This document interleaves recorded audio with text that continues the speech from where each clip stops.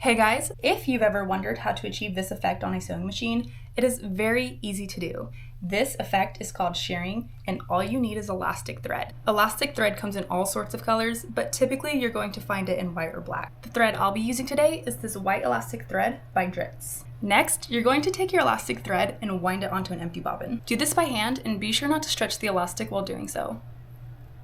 You want to try not to stretch the elastic, but you also want to make sure it's not just falling off your bobbin. When you're finished, your bobbin will look something like this, and it doesn't have to be perfect. Moving on, thread your machine like you normally would using your choice of sewing thread for the top.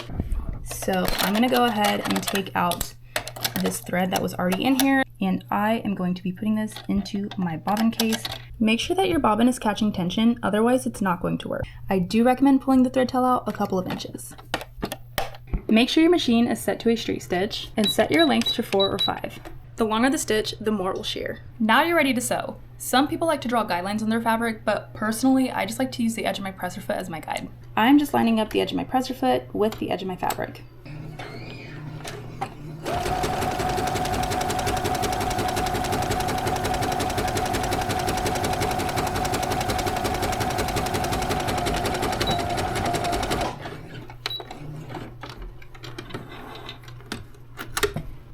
As you can see, it's already starting to shear.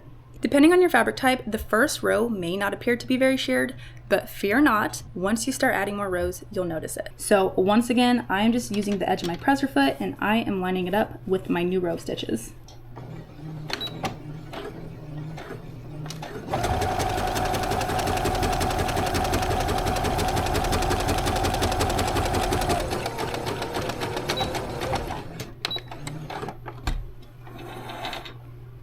I'm actually going to use my scissors this time so that my elastic doesn't bounce back into my bobbin case.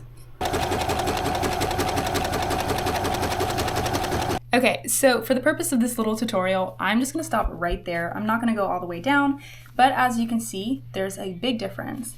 This is the unsheared part, and this is the sheared part. And this is kind of what it looks like in the back. Typically when I sew all my rows, I do take this to my iron and press it. The heat does tighten the shearing up just a little bit. So let's go do that. Right now I have my iron set to the highest temperature, but be mindful of the fabric type you are using. You do not want to burn your project. It's not perfect, but I think you guys get the point. Very quickly before I get off, this was made from the same fabric. This used to be a dress, but I did not like the top of the dress, so I simply cut the top off and added shirring to the bottom to turn it into a skirt. Shirring is a very simple and effective way to upcycle garments, so keep that in mind. Let's try it on real quick.